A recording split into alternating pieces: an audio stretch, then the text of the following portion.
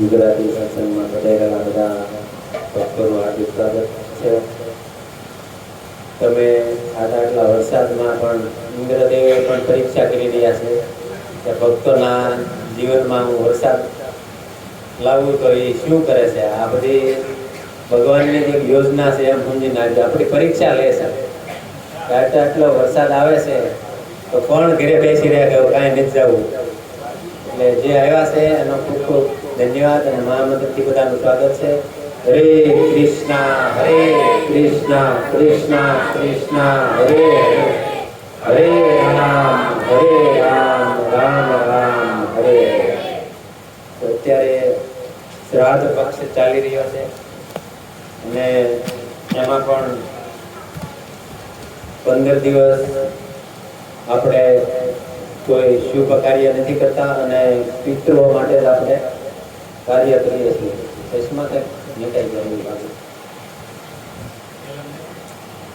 પિતૃઓને પ્રસન્ન કરવા હોય તો શું કરવું? અત્યારે શ્રાદ્ધ પક્ષ, પિતૃ પક્ષ, પિતૃઓનો મહિનો 15 દિવસ બધા પિતૃઓને તુષ્ટ કરવામાં લાગેલા છે. તો આપણે પિતૃઓને પ્રસન્ન કરવા માટે શું કરવું એના ઉપર થોડી ચર્ચા કરીશું.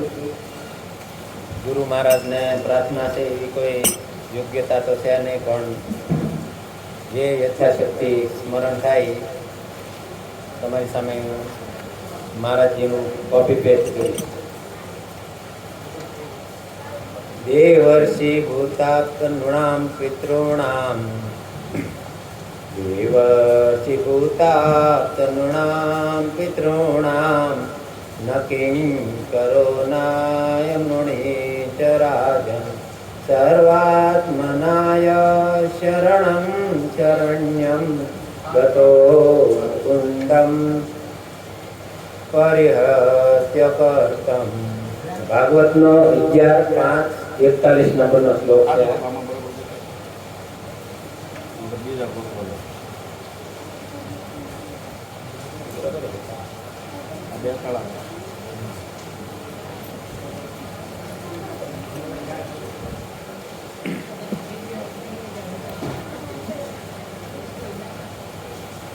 આપણે પ્રભુપાદ મહારાજનો આશ્રય લેશું. આમાં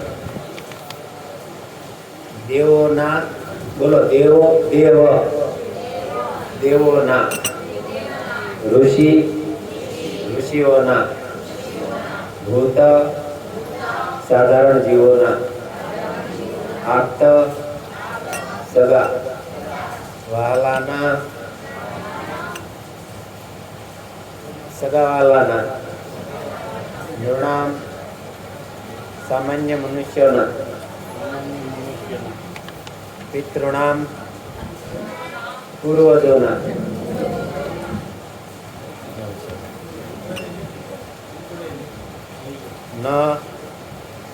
નથી કિંકર સેવક, નથી અયમ આ ઋણી દેવાદાર, ચ પણ રાજન હે રાજા, સર્વ આત્માના સંપૂર્ણ આત્મભાવથી, યહ જે મનુષ્ય, શરણમ આશ્રય, શરણ્યમ સર્વને આશ્રય આપનાર ભગવાન, ગત ગયેલો, મુકુંદમ મુકુંદને, પરિત્યજ્ય ત્યજીને, કર્તમ કર્તવ્યોને. અનુવાદ શ્રી પ્રભુપાદ દ્વારા. શ્રી પ્રભુપાદની હે રાજા, જે મનુષ્યો સઘળા દુન્યવી કર્તવ્યોનો ત્યાગ કરે છે અને સર્વ શરણ આપનાર ભગવાન મુકુંદના ચરણમાં સંપૂર્ણ રીતે શરણાગત થાય છે, તે દેવો, મહર્ષિઓ, સામાન્ય જીવો, સગા મિત્રો, મનુષ્યો અથવા પોતાના પૂર્વજોના ઋણમાં રહેતા નથી. આ સર્વ વર્ગોના જીવો ભગવાનના અભિન્ન અંશો હોવાથી ભગવાનની સેવામાં શરણાગત થયેલા મનુષ્ય આવા લોકોની અલગથી સેવા કરવાની આવશ્યકતા રહેતી નથી. ઓમ જ્ઞાનતિમિરન્ધસ્ય જ્ઞાનાંજનશલાકયા चक्षुरुन्मीलितं येन तस्मै श्रीगुरुवे नमः। श्रीचैतन्यमनोभीष्टं स्थापितं येन भूतले स्वयं रूप कदा मह्यं ददाति स्वपदान्तिकं। वन्देऽहं श्रीगुरु श्रीयुतपदकमलं श्रीगुरुं वैष्णवांच श्रीरूपं साग्रजातं सगुणरघुनाथान्वितं तं सजीवं साद्वैतं सावधूतं परिजनसहितं कृष्णचैतन्यदेवं श्रीराधाकृष्णपादान् सहगणललिता श्रीविशाखान्वितांश्च। हे कृष्ण करुणा सिन्धु दीनबन्धु जगत्पते गोपेश गोपिकान्त राधाकान्त नमोस्तुते। तप्तकाञ्चन गौराङ्गी राधे वृन्दावनेश्वरी विश्वानुसुते देवी प्रणमामि हरिप्रिये। जय श्री कृष्ण चैतन्य प्रभु नित्यानंद श्री अद्वैत गदाधर श्रीवासादि गौर भक्तवृंद। हरे कृष्णा कृष्णा कृष्णा हरे हरे हरे राम राम राम हरे हरे। हरे कृष्णा कृष्णा कृष्णा हरे हरे हरे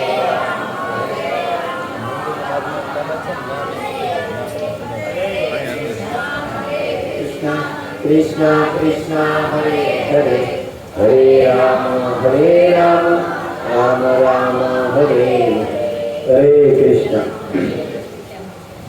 तो અત્યારે પિતૃઓનો માસ ચાલી રહ્યો છે। 15 દિવસ માટે આપણે પિતૃઓનું શ્રાદ્ધ કરવું જોઈએ।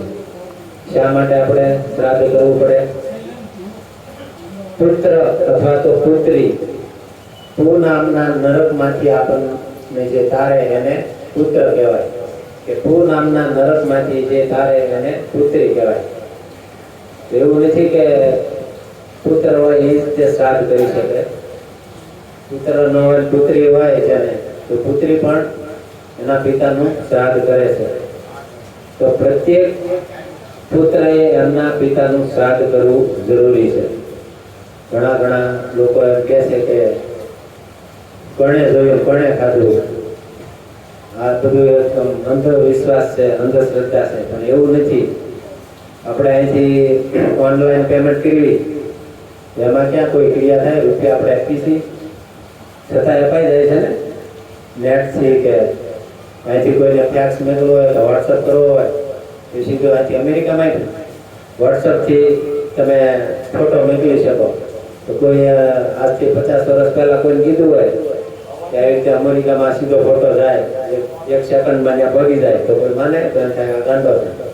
એવી જ રીતે અત્યારે પણ પિતૃઓનો મહિનો ચાલે છે તો એમને ખીર ખવડાવવાથી કે કોઈ ભોજન આપવાથી, પ્રસાદ આપવાથી પિતૃઓ તૃપ્ત થઈ જાય છે। એમ અમુક લોકો ના પડે કે નથી, સાચું નથી, તો એનો આ જવાબ છે કે ઓનલાઈનમાં અત્યારે પેમેન્ટ કરવું હોય તો થઈ જાય, અમેરિકા પૈસા મેળવવા હોય તો 1 સેકન્ડમાં ફોટો વયો જાય। તો એના માટે વિધિ હોય છે, જેવી રીતે ટાવર ઊભા કરવા પડે મોબાઈલના અલગ સેટેલાઇટથી, એમાં પણ આપણે પિતૃઓની વિધિ છે, પિતૃઓને ભોજન પહોંચાડવા માટેની વિધિ હોય છે। જેવી રીતે પિતૃઓના દેવતા અય્યરમાં છે, તેનું નામ, એમનું વાહન કાગડો છે, એમને ઓથોરિટી આપી છે કે દરેક પિતૃઓને એ ભોજનની વ્યવસ્થા કરાવે। અને શા માટે કરવું જોઈએ? જેવી રીતે કોઈને તમે ઘરે બોલાવો જમવા માટે, થાળી પીરસો, પછી અંદર ક્યાંય આપો જ નહીં અને હોનાની થાળી આપી દો, તમે મૂકી દો અને ખાવાનું જ ન આપો કે કાંઈ પીવાનું જ ન આપો, તો એ પ્રસન્ન થશે? નહીં થાય। તો આપણે પણ આ 15 દિવસ માટે ભગવાને આપણા શાસ્ત્ર લખ્યા છે, એમાં વ્યવસ્થા કરવામાં આવી છે કે આ 15 દિવસ માટે પિતૃઓને ભોજન મળે। આપણા શાસ્ત્રમાં કહે છે કે દેવતાઓના વર્ષ અને આપણા વર્ષમાં ફરક છે। દેવતાઓનો 1 દિવસ એટલે આપણું 1 વર્ષ થાય। તો શાસ્ત્રમાં એવું કીધું છે કે મનુષ્યએ 2 વાર ખાવું જોઈએ અને દેવતાઓએ 1 વાર ખાવું જોઈએ દિવસમાં। અને જે આપણું શાસ્ત્ર કહે છે પશુઓની 3 વાર ખાય છે, આ ભક્તોની વાત નથી. ભક્તો તો બધા પ્રસાદ જ લેતા હોય. એ તો 3 વાર લે, 4 વાર લે, 5 વાર લે. પણ પશુઓ છે એ 3 વખત ખાય છે એમ કે, અને દેવતાઓ 1 વખત ખાય. તો આપણું 1 વર્ષ અને દેવતાઓનો 1 દિવસ. તો પિતૃલોકમાં રહેતા હોય છે તો એમને 1 વર્ષે 15 દિવસ માટે એમને ભોજન ગ્રહણ કરવા માટેનો એમને અવસર આપવામાં આવે છે. અને ત્યારે તે એના જે છોકરાઓ હોય એના વંશજો એમને ખવડાવે નહીં તો એ ભટકી જાય ન જાય. કેમ કે વર્ષમાં 1 જ વાર ખાવા દેવાનું હોય ને એ તે ખાવાનું ન આપે, નાટા માર્યા કરતા હોય બોલાવીને આવો આવો. અને એટલા માટે પિતૃઓનો દોષ લાગે છે અને એ આપણાથી રૂષ્ટ થઈ જાય છે. અને આપણા ઉપર શરીરના કોઈ રોગ થઈ જાય કે કોઈ પણ ધન કમાવામાં તકલીફ પડે કે ઘણી સમસ્યાઓનો સામનો કરવો પડે. ધ્યાનનાથી બચવા માટે આપણે શું કરવું પડે? પિતૃઓને તર્પણ કરવું પડે. કેમ કે ભગવાન રામે પણ પિતૃઓના માટે શ્રાદ્ધ કરેલું છે. ચૈતન્ય મહાપ્રભુએ પણ કરેલું છે. અને અદ્વૈતાચાર્યએ પણ એમના પિતા માટે શ્રાદ્ધ કર્યું છે. અને નરસિંહ મહેતાએ પણ શ્રાદ્ધ કર્યું છે. મેં તે લીધી તપેલી હાથ ધરણી ધરનું જાન ધર્યું.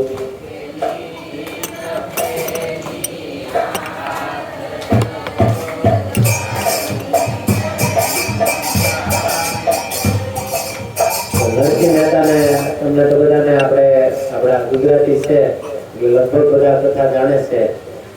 શું કથા હતી નરસિંહ મહેતાની?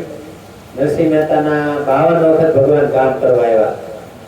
ત્યારે ના કામ કરવા આવ્યા એ ભગવાનનું નિત્ય કીર્તન કરતા હતા, નિત્ય એમના નામનો જપ કરતા હતા, ભગવાનની ભક્તિમાં લાગેલા હતા. એ ભગવાનના આ કામ કરવા માટે આવવું પડ્યું. નરસિંહ મહેતા એમના પિતાનું શ્રાદ્ધ કરવા માટે એમની પત્ની મહેતી એમને કહે છે કે આપણા એ ભાઈ અલગ હતા ત્યારે એમના ભાઈ પણ શ્રાદ્ધ કરતા હતા. તો નરસિંહ મહેતાને હતું કે ભાઈ શ્રાદ્ધ કરે છે તો મારે કાંઈ જરૂર નહીં. અને એમની પત્નીને ઈચ્છા હતી કે નહીં આપણે પણ શ્રાદ્ધ કરવું છે. અમથા બધા વાતો કરે છે તો વાતો કરશે કે એના પિતાનો શ્રાદ્ધ અહીં નથી કરતો. તો એમની પત્નીએ એમને કીધું કે જાઓ ઘી લઈ આવો. તપેલી લઈને ઉપડ્યા ને એને તો ભગવાનના નામમાં મસ્ત હતા. નામ લેતા તપેલી લઈને ગયા કરિયાણા વાળાની દુકાને. વણિકના વેપારી હતા એમની પાસે ગયા અને કીધું કે મને મારા પિતાનું શ્રાદ્ધ છે તો થોડું મને કરિયાણું આપો ને થોડું ઘી આપો. તો વણિક વેપારીએ શરત નહીં કી થોડો ભગત છે કે તમે મને કે ભગવાનનું ભજન સંભળાવો તો હું તમને આપીશ. નરસિંહ મહેતાને દોડવું તો દાળ મેળવા તો એને એ કામ હતું. એ તો લાગી ગયા ભગવાનના નામ ને કીર્તન ને ભજનમાં. ને એ ભગવાનના નામમાં એટલા મસ્ત બનીને એ કીર્તન કરતા હતા એને કાંઈ ભાન હતું નહીં. પછી અહીંયા ભગવાનને થયું કે નહીં આ મારો ભક્ત મારા પાછળ એટલો પાગલ છે તો ભગવાન એના ભક્તોના કામ કરવા આવે છે. ભગવાન પોતે નરસિંહ મહેતાનું રૂપ લઈને આવ્યા અને એમના ઘરે આવીને ઘી આપ્યું. અને બધા કથા જાણો છો ભગવાને કેટલા સાથે આવ્યા ને બધાને કીધું. અને ભગવાન પોતે જ તે બધાને આમંત્રણ દેવા જાય છે કે આવો મારા પિતાનું શ્રાદ્ધ છે, આવો આવો. પણ બધા બ્રાહ્મણો હતા એને શું કહ્યું કે ખાલી આંટો મારવા આપણે જઈએ. અને એના ઘરના બધા મેમ્બર હતા ને એના મોટા ભાઈ ત્યાં બ્રાહ્મણ ભૂદેવને તો શું બોલો લાડવા ભાઈ બહુ વાલા હોય. બીજા નરસિંહ મહેતા તો હાવ કઈ છે નહીં, ભગવાનનો ભક્ત છે, એની પાસે કઈ કોઈ ધન સંપત્તિ દોલત નથી. તો એને આપણને કઈ લાડવા ખવડાવશે નહીં, કઈ ઘૂઘું ખાવા કદાચ આપે તો આપે, ભૂખ્યા પાછો આવવું પડે એમ કરતા આપણે ખાલી બકાડવા જઈએ અને પરિવારને એના ભાઈને મોકલ્યા. અને આ બાજુ બધા આવ્યા અને ભગવાને બધાને બોલાવ્યા. ભગવાન એટલે નરસિંહ મહેતા પોતે નરસિંહ મહેતાનું રૂપ લઈને આવ્યા હતા ને ભગવાન. અને એની પત્નીને કહે છે કે બધા ભૂદેવ આવ્યા છે અને હાથ ધોવરાવો, હાથ ધોવરાવ્યા ને લાવો હોનાના જગમાં હાથ ધોવરાવો, હોનાનો જગ લઈને કે ક્યાં છે કે આ રૂમમાં પીડ્યો. ભગવાન તો ગમે ત્યાં ગમે પ્રગટ કરી શકે. બધાને હાથ ધોવરાવ્યા, હોનાના જગ જોઈને અમુક તો ભાગી ગયા હતા નથી કે હવે હોનાના જગમાં હાથ ધોવરાવે છે ને કે અહીં તો બહુ ખાવા પીવાનું બહુ સારું હોય છે. પાછા જે ઘરના મેમ્બરોને મોકલી દીધા હતા ને એને બધાને અમુક અડધા જઈને બોલાવી આવ્યા, અમુકને મોકલી દીધા, બધાને બોલાવી આવ્યા, જાઓ. બધા આવી ગયા અને મેથીને નરસિંહ મહેતા કહે છે કે બધાના માટે હોનાના પાટલા માં પીરસો, બધાને હોનાની થાળીમાં પીરસો ને હા અને બધાને કહી દેજો એ થાળી પાટલા હોનાનું છે ને તમારા ઘરે લેતું જવાનું. બધા તો રાજી થઈ ગયા, તો મોટો ખજાનો હાથમાં લાગી ગયો, ક્યાંથી આવું થઈ ગયું. અને ભગવાન જ્યાં આવ્યા હોય ત્યાં કઈ થોડી કમી રહે, કઈ ઓછું પડે કઈ. ભગવાન પોતે નરસિંહ મહેતાના પિતાનું શ્રાદ્ધ કર્યું. બધા બ્રાહ્મણોને ભગવાને પોતાના હાથે બધાને જમાડ્યા, 32 ભાતના ભોજન જમાડ્યા. ત્યાં સુધી આપણે કથામાં લખેલું છે એના શાસ્ત્રોમાં કે બધા ભૂદેવો જે છે અમુક તો ગળા સુધી ખાઈ લીધું હતું. છોકરો બાપાને કહેશે, બાપા અને છોકરાને કહેતા હોય મેં ચપ્પલ પહેર્યા છે કે નહીં, કે બેટા જોતો હોય કે કેમ તમારથી નથી જોતો કે નહીં, ગળા સુધી ખાવાઈ ગયું છે કે વાંકું નથી વાળતું, ડોકી હલતી નથી. એટલા એવા ભગવાને તૃપ્ત કરી દીધા. તો આવા ભગવાનનું આપણે જો શરણ લઈ લેવી તો બધા પિતૃઓ ઓટોમેટિક ઉદ્ધાર થઈ જાય છે. યથા તરો મૂલ નિષેચનેન તુપ્યંતિ તત્કંદ ભુજો પશ્યાથા પ્રાણો પારાચ અરહમત્યુતેજ્યા. જેવી રીતે આપણે ઝાડવાના થડમાં પાણી નાખી દઈએ, ઝાડના થડમાં પાણી નાખ્યું, આ તુલસી મહારાણીના થડમાં આપણે પાણી નાખ્યું તો તુલસી મહારાણીના પત્તાને પણ પાણી મળી ગયું, અને ડાળીઓ છે એને પણ પાણી મળી ગયું, નાની નાની ડાળી છે એને પણ પાણી મળી ગયું. થડમાં પાણી નાખવાથી પૂરા આખા વૃક્ષમાં બધી જગ્યાએ પાણી મળી જાય છે.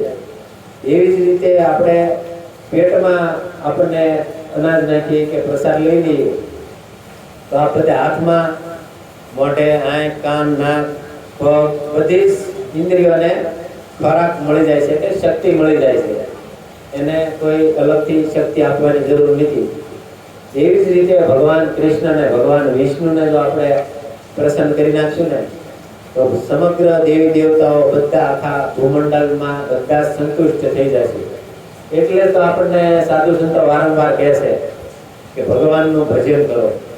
જ્યાં સુધી આપણે ભગવાનનું ભજન નહીં કરી ત્યાં સુધી આપણને મુક્તિ નહીં મળે. જ્યાં આપણે આપણું ગંતવ્ય સ્થાન ક્યાં છે? ભગવત ધામ જવાનું છે. બધા આપણે ભગવત ધામમાંથી જ આવ્યા છીએ. જવાનું આપણું લક્ષ્ય ભગવત ધામમાં છે. યદ્ગત્વંતા ન નિવર્તન્તે તદ્ધામં પરમં મમ. કે જ્યાં જવાથી પાછું પછી આવવાના જન્મ મરણના ફેરા ટળી જાય છે. આપણે બધા હું કામ ભેગા થયા છીએ? જન્મ મૃત્યુના ચક્કરમાંથી બચવા માટે. બસ એટલું જ યાદ રાખો અને હૃદયથી નિષ્કપટ ભાવે ભગવાનના ભક્તોની સેવા કરો. ભગવાનનું નામ લ્યો, હરે નામ એવ કેવલમ કલો નાસ્તેવ નાસ્તેવ ગતિરન્યથા. ભગવાનનું નામ જ્યાં સુધી નહીં લઈએ આ કળિયુગમાં ત્યાં સુધી બીજી કોઈ એની વ્યવસ્થા કળિયુગમાં કરવામાં નહીં થાય. યજ્ઞ કરશું તો એમાં ભૂલ થશે, કોઈ પણ બીજું અનુષ્ઠાન કરીશું તો આપણને ભૂલ થશે. ભગવાનનું નામ એવું છે કે જે રાજી થાવ કે ખીજાઈ ગયો તો આપણું મંગળ જ કરશે. તો આપણે પણ નરસિંહ મહેતાની જેમ જો ભગવાનનું ભજન કરશું તો આપણા પણ ભગવાન બધા કામ કરી નાખશે. પણ આપણે એટલા બધા તો કઈ સમર્થ ભક્ત નથી, એટલે આપણે જે શાસ્ત્રમાં વિધિ આપી છે એ કરવી જોઈએ. ભગવાનના ભક્ત હોવા છતાં પણ આપણે શ્રાદ્ધ કર્મ કરવું પડે.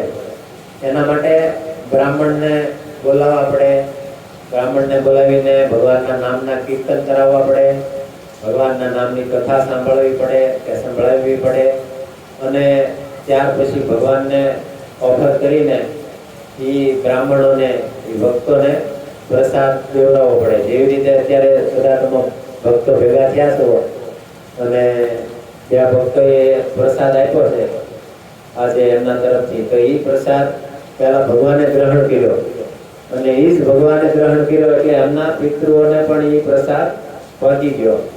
તો એમનો પણ ખૂબ ખૂબ ધન્યવાદ કે આ પિતૃ પક્ષમાં પણ એમણે ભક્તોને પ્રસાદ આપીને એમને એમના પિતૃઓનો ઉદ્ધાર માટે એમનું તર્પણ થઈ ગયું. તો એમનો મહામંત્રથી આપણે અભિવાદન કરશું.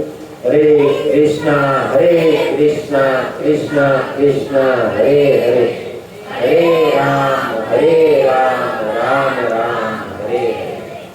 એટલે ભગવાન રામ પણ જો શ્રાદ્ધ કરતા હોય અને ભગવાનના ભક્ત છે નરસિંહ મહેતા એ જો શ્રાદ્ધ કરતા હોય તો પછી આપણે ત્યાં એવા મોટા થઈ ગયા છે ભગવાનના નરસિંહ મહેતાથી મોટા કે ભગવાન રામથી મોટા નથી થઈ ગયા. તો આપણે પણ યથાશક્તિ શ્રાદ્ધ કરવું પડે. શ્રાદ્ધ કરવામાં નિયમ છે કે તિથિ પ્રમાણે શ્રાદ્ધ થાય છે, કે જે કોઈ તિથિએ ગયા હોય એ તિથિએ શ્રાદ્ધ કરવું જોઈએ. એનો મતલબ એવો નથી કે એ તિથિએ તમે ન કરો તો પછી એને ન મળે. એ તિથિ ચૂકાઈ ગઈ હોય કે ખબર ન હોય તો પણ તમારો ભાવ જોવે છે, કેમ કે એ છે આપણા જ પૂર્વજ ને, કઈ બીજા થોડા છે. આપણો ભાવ ખબર નથી રહી કદાચ તિથિની આપણને, અને બીજી તિથિમાં કરો પણ તો પણ એ 15 દિવસમાં કરો ત્યારે એ ગ્રહણ કરી લેશે. એના માટે તમે ગાયને ખવડાવી શકો છો. આપણા શાસ્ત્રમાં કહે છે કે તમે હૃદયથી પ્રાર્થના કરીને ગૌ માતાને ખવડાવો પોતાના હાથે. અત્યારે તો ઘણી દેશી ગાય છે, આપણે દેશી ભાષામાં કોંઠ વાળે હોય ને, જે સૂર્ય નાડી જેના હોય છે, એ ગાયને ખવડાવવું તો એ તરત તમારા પિતૃઓને પહોંચાડી દેશે. તો ગાયને લાડવા ખવડાવવા, ત્યાં મળતા હોય એ ખવડાવો, કે તમે ઘરે બનાવીને લઈ જાઓ, અથવા તો ગાયને ઘાસ ખવડાવો તો એ તમારા પિતૃઓને પહોંચી જાય છે. અને ગાયને અને કૂતરાને ખવડાવો તો પણ એ પિતૃઓને પહોંચી જાય છે. અને કાગડાને ખવડાવો તમે અત્યારે તમે એક માર્ક કરજો, શ્રાદ્ધ પક્ષમાં બધા કાગડા ક્યાંય દેખાતા ન હોય પણ અત્યારે કાગડા આવી જાય છે ગમે ત્યાંથી. એ જ સાબિતી છે કે આપણા પિતૃઓ ને એ ખોરાક પહોંચાડવા માટે કાગડા ત્યાં આવે છે. કેમ કે હૈયરમાં ભગવાનનું વાહન કોણ છે? કાગડા. એ કાગડા થ્રુથી જ આપણા પિતૃઓને મળે છે. તો પ્રભુપાદ મહારાજે આપણને કેટલી સુવિધા આપી કે ભગવાનને ભોગ લગાડો, જાતે બનાવો, ઘરે બનાવો, ભગવાનને ભોગ લગાડો, પ્રસાદ થઈ જાય એટલે પિતૃઓને અર્પણ કરી દો. આનાથી તો પછી આપણે બીજી સરળ વિધિ કઈ હોય? અને બીજી આ ન ખાવે તો જે એક વિધિ છે કે વહેતી નદી હોય એમાં પણ તમે દિલથી એક માટી હોય એનો લાડવો બનાવી નાખો અને હાથમાં આવી રીતે લઈ લો અને જમણી બાજુથી આમ પાણી રેડી દો વહેતી નદીમાં, તો પણ પિતૃઓ ગ્રહણ કરી લેશે. અને આપણા સંતોએ ત્યાં સુધી કહી દીધું કે તમારામાં જો નિષ્કપટ ભાવે કોઈ સમર્થતા ન હોય, કઈ પૈસા ન હોય, તમારી પાસે ફકડ બાબા હો, કઈ વ્યવસ્થા ન હોય, તો એક હૃદયથી તમે એકવાર કહી દો ને કે હે પિતૃઓ તમે આવો, હું તમને જમાડવા માટે. તમે મનથી પણ એમને કઈ ભોગ લગાડી દઈશો ને, ભગવાનને ભોગ લગાડી, તો એ પણ તમારું પહોંચી જાય છે. તો આવો મહિમા છે. પિતૃઓને તૃપ્ત કરવા માટે કેટલી વિધિઓ છે. અને જે પિતૃઓનું તર્પણ નથી કરતા એનો એક સુંદર કથા મહાભારતમાં આવે છે. કર્ણ છે એને કેટલું દાન કરેલું બધાને તમને ખબર જ હશે. દાનવીર કર્ણ તરીકે ઓળખાય છે. અત્યારે પણ એનું નામ દાનવીરમાં સર્વશ્રેષ્ઠમાં એનું નામ આવે છે. કેટલું સોનું દાન કરતા કર્ણ. અને જ્યારે એમનું મૃત્યુ થયું અને એમને જ્યારે સ્વર્ગમાં લઈ જવામાં આવ્યા, ત્યારે જમવાનું દેવામાં આવ્યું, ત્યારે શું જમવાનું આપવામાં આવ્યું? ત્યારે સોનાના સિક્કા. બીજા બધાના થાળીમાં લાડવા, બરફી, પેંડા જે કઈ હતું તે ખીર ને થેપલા બધું હતું. અને કર્ણની થાળીમાં સોનાના સિક્કા કે આ ખાઓ. ઘર કે આદરું ખવાય કે આ કઈ ખાવાની વસ્તુ છે?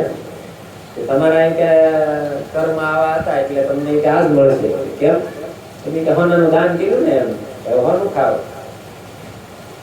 મેં હોનાનું દાન કર્યું, હોનું થોડું હું ખાઈ શકું એમ. પણ કહેવાનો ત્યારે એમને ત્યાં દેવતાઓ કહે છે કે તમે તમારા પિતૃઓનું શ્રાદ્ધ નથી કર્યું એટલે તમને જમવાનું નહીં મળે.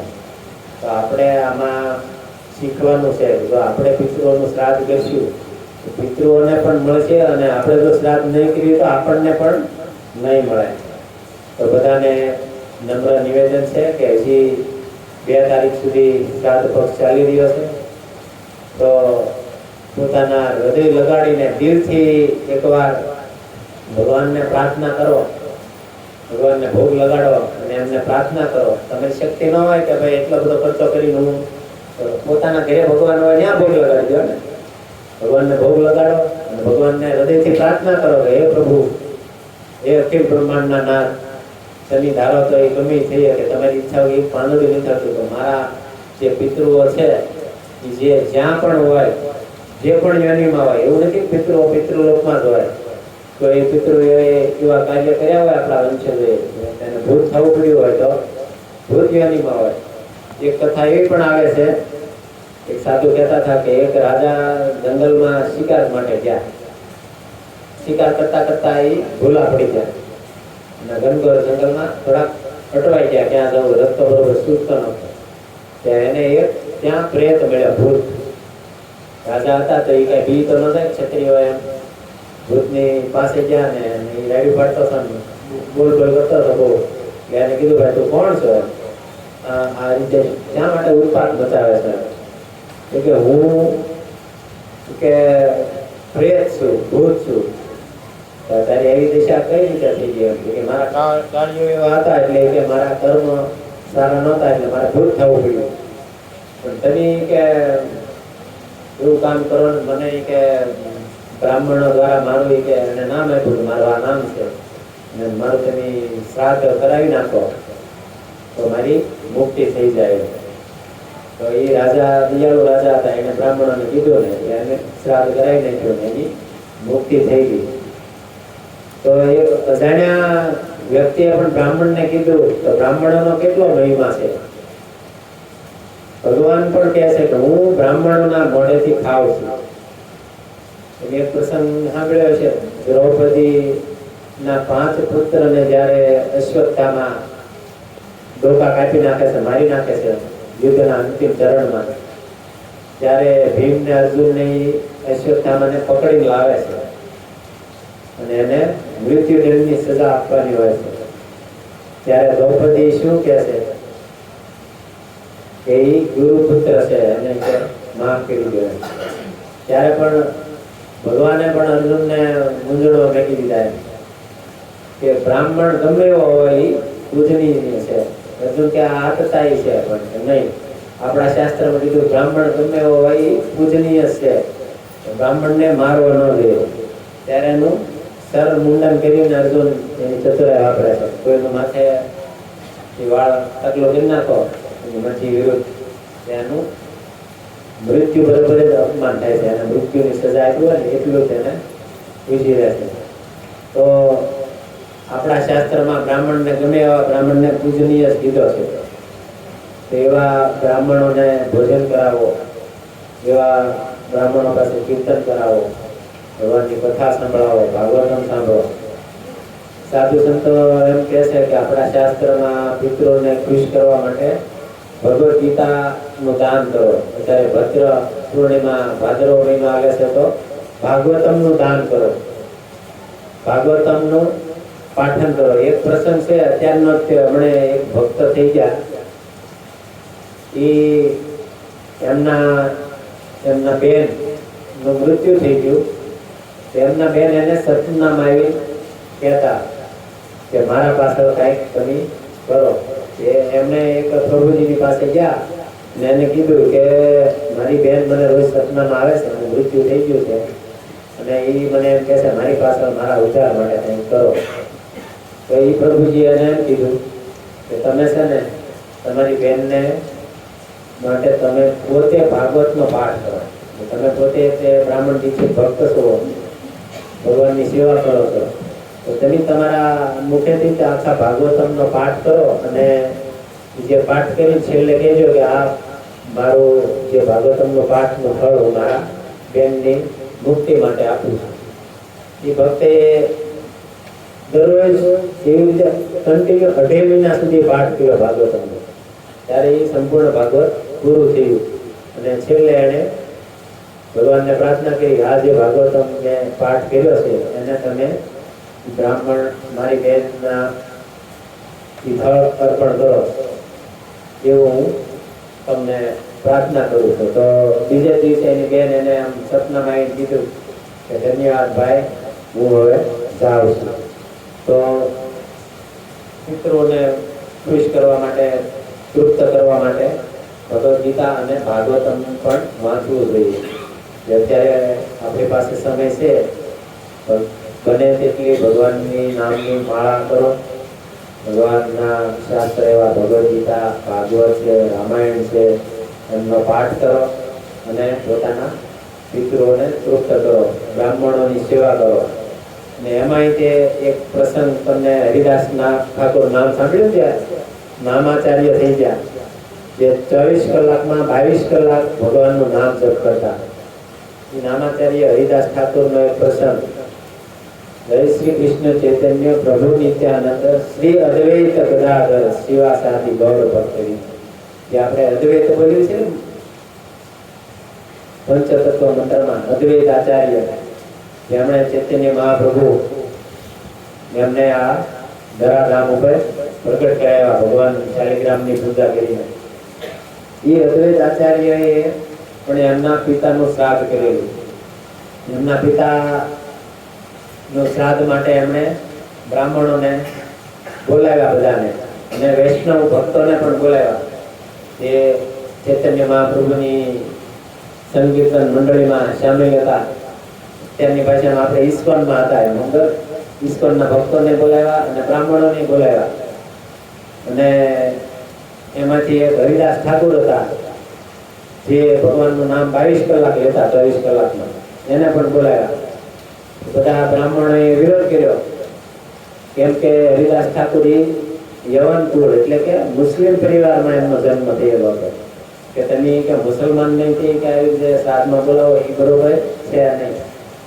પણ ચૈતન્ય મહાપ્રભુએ શું કીધું છે, ભગવાનનો ભક્ત હોય કોઈ પણ હોય, પછી કીબ વિપ્ર કીબ ન્યાસી, કોઈ પણ જન્મેનો જન્મ શુદ્ર કેમ હોય, પણ એ કૃષ્ણને ભક્ત છે તો એ તત્વવેતા છે, એ ગુરુ બનાવવાને લાયક છે. તો એ હરિદાસ ઠાકોર કે હું વયો જાઉં છું, મારે પ્રસાદ નથી લેવો. પણ અદ્વૈતાચાર્ય તો સાક્ષાત શિવજી અને વિષ્ણુ ભગવાનનો અવતાર છે. એણે બધા બ્રાહ્મણોને કહી દીધું, તમારે જમવું ન હોય તો હું તમને નહીં જમાડું, પણ મારે હરિદાસને પહેલું ભાણું મારે હરિદાસ ઠાકોરને જ આપી. અને હું તમને અપમાન ન કર્યું એમને, પણ એમ કીધું તમે એની હાજરીમાં ન ખાઓ, તમને એવોર્ડ લાગતા હોય, પણ એ મારા હિસાબે સર્વશ્રેષ્ઠ ભક્ત છે. તો એમણે બધા બ્રાહ્મણોને સીધું આપી દીધું, થોડું થોડું કે જાતે લઈને તમે ઘરે જ પોતે જાતે બનાવીને જમી લીધું. બ્રાહ્મણો બધા આ બાજુ અદ્વૈતાચાર્ય હરિદાસ ઠાકોરને આપ્યું અને બીજા જે વૈષ્ણવ ભક્તો આવ્યા હતા એને પ્રસાદ ગ્રહણ કરાવ્યો અને ત્યાં એના પિતાજીને બધું ભાગ થઈ ગયું. આ બાજુ બ્રાહ્મણો બધું સીધું લઈને ઘરે ગયા. ત્યારે ત્યાં ગેસને લાઇટર ટક ટક કરીને તો ચાલુ નથી જતા, અગ્નિ પ્રગટાવવી પડતી, તો અગ્નિ જ ન પડતી કોઈ બ્રાહ્મણ ના ઘરે. બ્રાહ્મણો બધા વિદ્વાન હતા, એ સમજી ગયા કે આપણાથી કોઈ અપરાધ થઈ ગયો છે. નક્કી કે જે આપણે જેને મુસલમાન જીવન કરીને જેને કસડ્યો ને એ ભગવાનના શુદ્ધ ભક્ત છે, એટલે આપણે એ પણ આવે છે અને હરિદાસ ઠાકોરને પ્રણામ કરે છે ને એને માફી માંગે છે, એ પણ ત્યાં પ્રસાદ લે છે. અને આવી રીતે અદ્વૈતાચાર્યના પિતાજીનું શ્રાદ્ધ થાય છે. આવી રીતે આપણે પણ પ્રયાસ કરવો જોઈએ કે ભગવાનના આપણે ભક્ત થઈ ગયા છે એવું ન માનવું પડે કે હું તો બહુ મોટો ભગત, કે મારે શ્રાદ્ધ ન કરવું જોઈએ. શ્રાદ્ધ કરવામાં તો શું ને 15 દિવસમાં તો એક વાર કહે છે, રોજ કરો તો વાંધો નથી, એક વાર કરો, 2 વાર કરો, પણ ભાવથી પિતૃઓને બોલાવવા પડે. કેમ કે પિતૃઓ આપણા છે, પિતૃ એટલે આપણા પૂર્વજો, એને પિતૃઓ કહેવાય. જો આપણા પિતૃ જ ન હોત તો પુત્ર ક્યાંથી આવે? આપણે એમ માનો આપણા પિતા જ ન હોત તો આપણો ક્યાંથી જન્મ થાય? આપણે એ પિતૃનું ઋણ છે, એટલા માટે આપણે એમનું શ્રાદ્ધ કરવું પડે. જેવી રીતે દેશનું ઋણ હોય, સમાજનું ઋણ હોય, ગામનું ઋણ હોય, શહેરનું હોય, અલગ અલગ ઋણ હોય. એવી રીતે દેવતાઓનું ઋણ હોય. અત્યારે વરસાદ આવે છે, ઇન્દ્ર દેવતા વરસાદ કરે છે, એમના માટે આપણે ભગવદ ગીતામાં કહે છે યજ્ઞ કરવામાં આવે ને, યજ્ઞથી વરસાદ આવે છે, એટલે લેતી દેતી થાય છે. આપણે એના માટે કરીએ, એ આપણા માટે કરે. ભગવાન જ એક એવા છે કે જે આપણે ભગવાન માટે કાંઈ નહીં કર્યું હોય ને તો એ આપશે. ભગવાનમાં વ્યાપાર નથી. દેવતાઓમાં શું છે? આપણે જેને પ્રસન્ન કરવા માટે જેને અર્પણ કરીશું તો આપણી ઈચ્છા પૂરી થશે. એટલે આપણા જે ભક્તિ નથી કરતા એને તો ખાસ જે શાસ્ત્રોમાં છે એ કરવું પડે, અને ભક્તો જે છે એને પણ કરવું પડે, કેમ કે જેથી કરીને પાછળવાળા પણ કરે. તો તમે ભગવાન રામ એણે પણ શ્રાદ્ધ વિધિ કરી છે, એ કથા તમે લગભગ બધાએ સાંભળી છે. એક વખત ભગવાન રામને પણ થયું કે મારા પિતાનું શ્રાદ્ધ મારે કરવું છે. તો એ રામ, લક્ષ્મણ, જાનકી સાથે હતા ને, ઈવડે ગયા ભગવાનનું શ્રાદ્ધ વિધિ કરવા, બ્રાહ્મણને લેવા. વસ્તુઓ લાવીને રાખી, પછી કોઈ બ્રાહ્મણને લેવા ગયા એક બાજુ, અને આ બાજુ શ્રાદ્ધનો ટાઈમ થઈ ગયેલો, અને સરયુ નદીના કાંઠે હતા. તો કઈ નદી પાછું મને યાદ નથી, પણ નદીના કાંઠે હતા, ત્યાં શ્રાદ્ધ વિધિ ચાલુ હતી. અને ભગવાન બ્રાહ્મણોને ગોતવા ગયા કે કોઈ શ્રાદ્ધના વિધિના કામ માટે ગયા હતા. અમુક વસ્તુ બાકી છે, અમુક આવી ગઈ. અને લક્ષ્મણજી પણ સાથે ગયેલા, અને સીતા માતા એકલા હતા. અને દશરથ રાજા જે એમનો હાથ આવ્યો ભાઈ, અને કીધું કે મને કે મારું શ્રાદ્ધ પિંડદાન અર્પણ કરો. 2-3 વાર કીધું તો સીતા માતાએ પછી એમને એ પિંડદાન એમના હાથમાં અર્પણ કરી દીધું. અને આ બધું ભગવાન રામ આવ્યા અને કીધું કે શ્રાદ્ધ થઈ ગયું, કે સાબિતી કે આ ગાય છે, નદી છે, અને જમીન છે, બધાની સાક્ષી આપી, પણ કોઈ કાંઈ બોલ્યા નહીં. તો એમાં પણ શ્રાપ આપી દીધો. ગાયને પણ શ્રાપ મળ્યો છે કે તમે ગાયને આપણે બહુ પવિત્ર માનીએ છીએ, પણ ગાયને શ્રાપ મળ્યો કે એ મુખ છે ને એ અપવિત્ર રહી ગયું. ગાયનું ખાલી મોટું થયું. ગમે ને તમે જોજો ગાય ખાવા બનશે, એને શ્રાપ ના લીધો, સાક્ષી ન પડે ને એટલે. તો આપણે એ શ્રાપમાં નથી જવાનું. આપણે પુત્રી પણ શ્રાદ્ધ કરીએ કે પછી ભગવાન રામ આવ્યા, બ્રાહ્મણો લઈને આવ્યા, ને એમણે પણ વિધિથી મંત્રોચ્ચારથી બધું કર્યું. તો આપણે પણ યથાશક્તિ પ્રયાસ કરવો જોઈએ. જેવી રીતે એમણે વારંવાર કીધું કે ભગવાનના નામનો જપ કરવો જોઈએ. તો બધાના ચરણોમાં નિવેદન છે કે જે ભગવાનના નામની જપ નથી કરતા, ઈવડા એ જપ આ પિતૃ પક્ષમાં તો કમસે કમ જપ કરે અને સંકલ્પ લે કે આ ભગવાનનું નામ મેં લીધું, એ હું મારા પિતૃઓના શ્રાદ્ધ માટે કરી રહ્યો છું. તો એ નિશ્ચિત તમારા પિતૃઓની સુધી પહોંચી જશે. એમ કહે છે કોઈ ભગવાનના કથા, ભાગવત સત્તાનો વિચાર પણ કરે ને કે મારે મારા પિતૃઓ પાછળ ભાગવત સત્તા બેસાડવી છે, બેસાડે નહીં, તો ખાલી વિચાર કરે ને ત્યાં પિતૃલોકમાં જ્યાં પિતૃ જ્યાં આવે ને નાચવા માંડે છે કે મારા વંશ છે, મારા માટે ભાગવત સત્તાનો વિચાર કર્યો. અને જો તમારો હૃદયથી વિચાર હોય તો એનું ત્યાં ત્યાં એની મુક્તિ થઈ જાય છે. એટલો ભાગવતનો મહિમા છે. તો આપણે શા માટે આ ભાગવત નો પાઠ ન કરવો જોઈએ? અત્યારે બધા નક્કી કરી લો કે હું ભગવદ ગીતાનો 1 શ્લોક વાંચીશ, 2 શ્લોક વાંચીશ કે 10 શ્લોક વાંચીશ. ભગવદ ગીતાના શ્લોકના એક અક્ષરમાં પણ આપણે ગણી નાખીએ ને એટલું ફળ છે, એક શબ્દમાં પણ એટલું ફળ રહેલું છે. તો આખો શ્લોક વાંચી ગયા અને આખી ભગવદ ગીતા વાંચી નાખી તો એની કોઈ સીમા નથી. બધાના ચરણોમાં નિવેદન છે, ભગવાનનું નામ જપો, ભગવાનના નામની માળા કરો, ભગવાનની કથા સાંભળો, મંગળ આરતીમાં આવો, અહીંયા મંદિરમાં સેવા કરો, તો જરૂર પિતૃઓનો ઉદ્ધાર થાય છે. હવે મને જેટલું માટે હતું એટલું હમણાં મને દેખાતું નથી.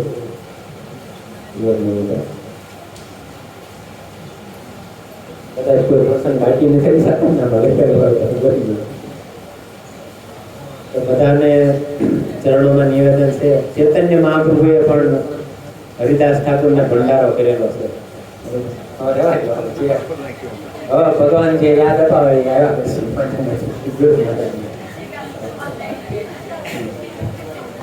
ચૈતન્ય મહાપ્રભુએ પણ આ હરિદાસ ઠાકોર તિરોભાવ દિવસ હમણાં ગયો ત્યારે 64 માળાનો પ્રોગ્રામ અમારા મંદિરે થયો હતો. તમે પણ અહીંયા પ્રોગ્રામ કર્યો હશે ને હરિદાસ ઠાકોર તિરોભાવ દિવસ ઉપર. તો હરિદાસ ઠાકોર ના ભંડારો ચૈતન્ય મહાપ્રભુ પોતે ભિખારી કરીને ભીખ માંગતા હતા કે મારા હરિદાસ નો ભંડારો છે, તમે કઈક આપો. દુકાને દુકાને ગામ બધા જ્યાં અને ત્યાં હાથ ફેલાવી માંગ્યું કે મને કઈક આપો, મારા હરિદાસ નો ભંડારો છે. આપણે પણ ભગવાનની માટે માગવામાં કોઈ શરમ ન રાખવી જોઈએ. ભગવાનના ભક્તો માટે પહેલા જયારે હું નવો હતો ને તો માગવું અને મરવું બે બરોબર હતું મારા માટે. કોઈને આ પાસે હાથ લંબાવો ને મરી જવું વધારે પસંદ, એવું માઇન્ડ હતું. પણ ધીમે ધીમે કથા સાંભળી અને ભગવાનનો આપણે ભક્તિમાં લાગ્યા તો સમજાઈ ગયું કે પોતાના માટે માગવું ને એ મરવા બરોબર છે, પણ ભગવાનને માટે માગવું, ભગવાનના ભક્તો માટે માગવું એ મરવા બરાબર નથી. કેમ કે આપણે કોઈ પાસે ધન લઈને આવી છીએ, એ ધન પણ ભગવાનની સેવામાં લાગશે. અહીં શું થાય છે? ધનનો ઉપયોગ શેમાં થાય છે? ભાગવત કથા થાય છે ને પછી પ્રસાદ આપીએ છીએ, બીજું તો આપણે આપતા નથી. તો એ જે ધન આપવા વાળા છે ને એને ધનનો પણ શુદ્ધિકરણ થાય છે.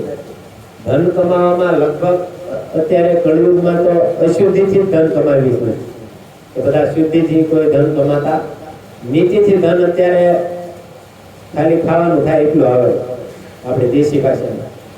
પણ થોડીક આમ દાળમાં થોડુંક મીઠું હોય ને એટલે આપણને આપણા શાસ્ત્રે છૂટ આપી છે કે તમારે ધન કમાવવું હોય અથવા કોઈનો વ્યવહાર કરાવવું હોય તેમાં દાળમાં મીઠું જેટલું તમે ખોટું બોલી શકો. ત્યાં કયા પ્રસંગમાં આવ્યું છે? બલી મહારાજ ને સુખદેવજી એમના ગુરુ શુક્રાચાર્ય જે ભગવાન 3 ડગલા માગવા આવ્યા હતા ને ત્યારે એ શુક્રાચાર્ય નીતિ આપે છે કે દાળમાં મીઠું હોય એટલું શાસ્ત્રએ આપણને છૂટી આપી છે. પણ એનો એવો મતલબ નથી કે આપણે મીઠું હોય એ ખાલી દાળ થઈ જાય, દાળ મીઠું થઈ જાય, ઊંધું ન થઈ જાય. અત્યારે ઊંધું થઈ ગયું છે. 2% આપણને છૂટ આપી છે તો આપણે 98% છૂટ લઈ લીધી. તો બને ત્યાં સુધી નીતિથી તમે પોતાની નીતિથી પૈસા કમાવી જો ભગવાનની સેવામાં લગાડશો ને તો તમે અનીતિના 1 કરોડ રૂપિયા આપ્યા છે ને એની કરતા નીતિથી કમાવેલા 2 રૂપિયા વધારે કામ આપશે. ઘણી વાર સાંભળ્યું છે પ્રવચનમાં એક કથા આવે છે ને કે એક ભાઈ 2 રૂપિયા આપ્યા સાધુ સંતોને અને એને ત્યાં ભગવાનને આપ્યા હતું. એવડા જે ભાઈ જતો હતો એને સાધુ સુંદર ભંડારો હતો ભગવાનના બધા ભક્તો, 2 રૂપિયા એમાં નાખી દીધા. ચાલ્યો પેલા ગોતતા હતા કે ખાવાનું કેમ બેઠા એ અમારી પાસે કઈ ખાવાનું કઈ છે નહીં. એ જમાના બહુ પહેલાની વાત છે, અત્યારની વાત નથી. આ 100 વર્ષ પહેલાની 2 રૂપિયામાં ઘણું આવી શકે ને 50 વર્ષ પહેલાની વાત છે. એમ થાય 2 રૂપિયા શું આવે? એ ભાઈએ શું કર્યું? સાધુ સંતોને આપી ચાલ્યો આ 2 રૂપિયા તમારા બધાનું જમવાનું વખત થઈ જશે. અને ભગવાનને એને પ્રાર્થના કરી કે તમે કહો છો ને હું મારા ભક્તોના માટે ખાઉં છું, તમારા ભક્તોને ભૂખ લાગી છે તો મને ઈચ્છા થઈ ગઈ કે હું એમને આપી દઉં. તો તમે આ 2 રૂપિયા એમાંથી ક્યાંય 2 રૂપિયા નહોતા આપ્યા, એમાંથી કંઈક હું ભૂલું છું ત્યાંથી 8 આના કે પાવલી દેશું વધ્યું હતું છૂટા હતા ને એમાંથી એને થોડુંક ભગવાનને દેવા માટે રાખેલું. જે ભક્તે આપ્યું હતું ને એના સ્વપ્નમાં ભગવાન આવ્યા અને કીધું કે તારી પાવલી મને નથી મળી, કોના 2 રૂપિયા મળી ગયા. ઓલા ભાઈને પછી મળવા ગયો બીજા દિવસે કે તમે કે મેં 2 રૂપિયા આપ્યા હતા ને ભગવાનને મને સપનામાં આવ્યું કીધું એમ પાવલી ભાગી નથી, કોના 2 મળી ગયા. પાવલી તેમ શું કીધું, પાવલી તમે મેં તો કે પણ 2 રૂપિયા કે સાધુ અને સંતોની સેવામાં મેળવી દીધા.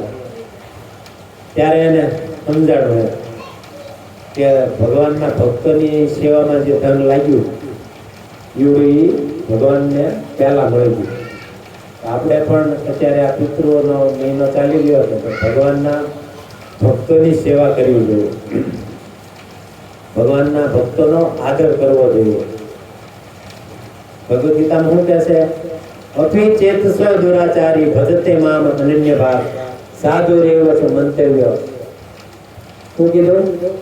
ભલે દુરાચારી હોય ગમે એવો હોય પણ મારું અનન્ય ભાવથી ભજન કરે છે તો તમારે તો એને સાધુ જ માનવાનું, તમારે નિર્ણય નથી લેવાનો કે આ દુષ્ટ છે કે આ છે. આ કૃષ્ણ ભગવાન કહે છે, હું નથી કહેતો.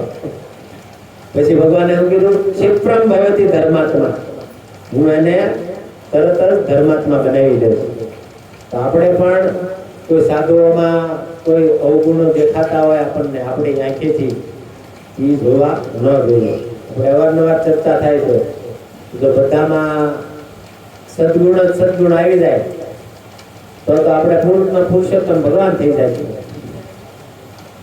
કેમ કે માણસ માત્ર ભૂલને પાત્ર, તો માણસમાં જો ભૂલ રહેશે, ભજન કરતા હોય જેની ટકાવારી છે તો કોઈ 10% ભજન કરે, કોઈ 2% કરે. તમને પોતપોતાને બધાને ખબર હોય કે હું કેટલામાં. ભલે તમને અત્યારે હું લાગતો હોય કે આ ધોતી કુર્તા પહેરીને અહીંયા બેસી ગયો છે પ્રવચન કરે છે, તમને થતું છે ઓહો આ તો ઘણો ટાઈમ ભજનમાં લગાડતા છે, પણ મને જ ખબર હોય મારી હું કેટલું ભજન કરું છું. એમ તમને પણ બધાને ખબર છે કે કેટલું ભજન કરે છે કેટલું નહીં. તો દોષ તો બધામાં રહેવાના છે. હૃદય ઉપર હાથ રાખીને કહેજો આપણા પોતાના દોષ નથી. દોષ વગરના કાંઈ દોષ જ ન હોય એવા હાથ ઊંચો કરાવ્યો કે મારામાં એક પણ પ્રકારનો દોષ નથી. બધામાં દોષ રહેવાના, કોઈનામાં થોડાક ઓછા હોય, કોઈનામાં વધુ હોય. તો બધાના ચરણોમાં નિવેદન છે કે આપણે દોષ જોવાના નથી. રામાયણમાં શું કીધું? પર નિંદા સમ નહીં અગમાય.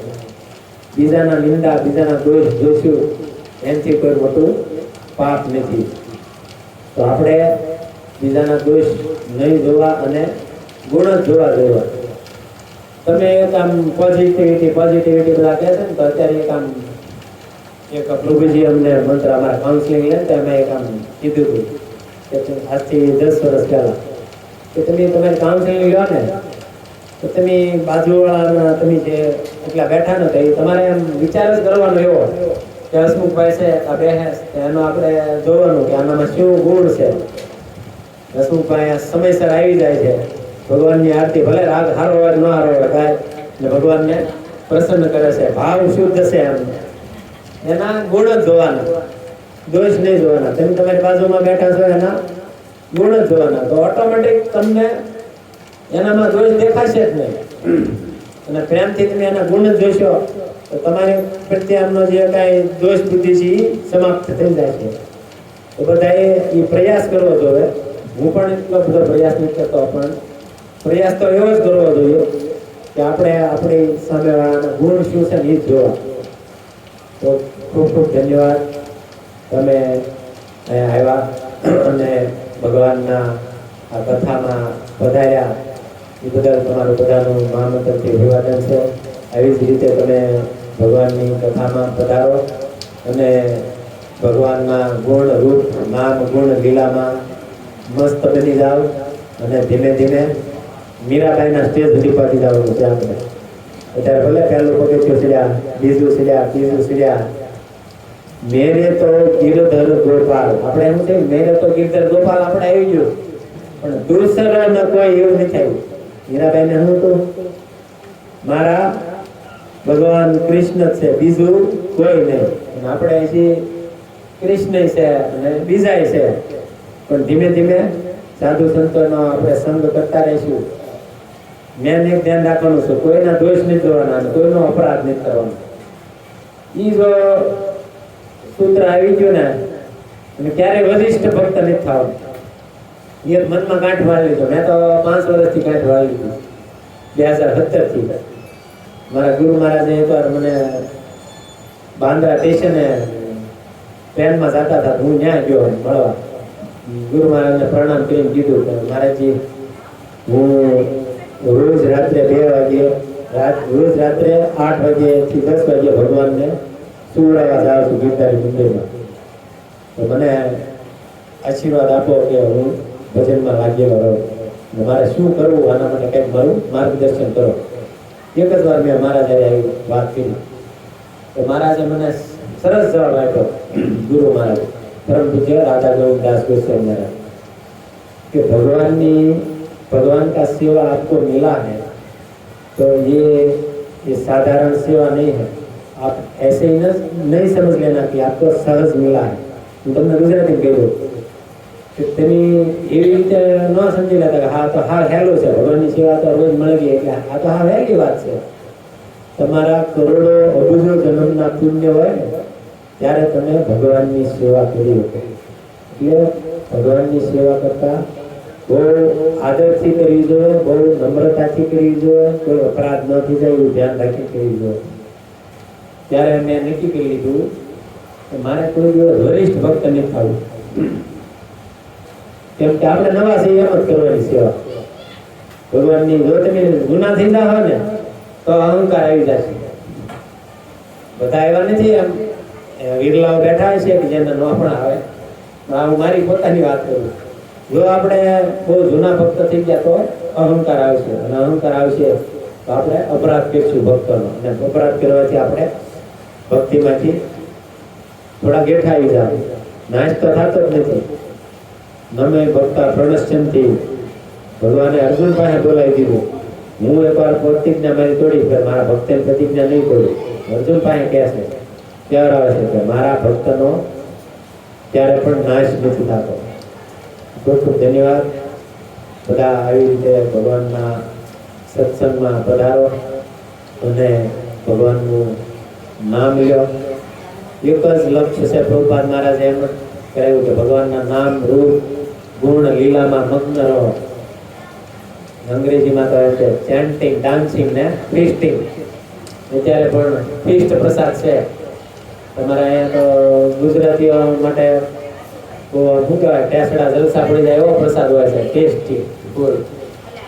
બધા માટે હૃદયથી અત્યારે બધા ભગવાનનું નામ, એક મહામંત્ર આપણે ભગવાનને થઈ જવું પડે કે નહીં, આના પિતૃઓને આપણે તો અત્યારે તે પ્રસાદ દેવરાઈ દેવો છે. એવી હૃદયથી આપણે માળા કરશું. બધા પાસે માળા આવી ગઈ. હરે કૃષ્ણ. જય શ્રી કૃષ્ણ ચૈતન્ય પ્રભુ નિત્યાનંદ. હરે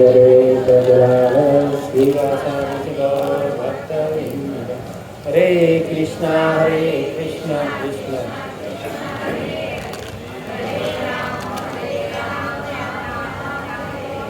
हरे कृष्णा कृष्ण कृष्ण हरे हरे, हरे राम राम राम हरे हरे. हरे कृष्ण कृष्ण कृष्ण हरे हरे, हरे राम राम राम हरे हरे.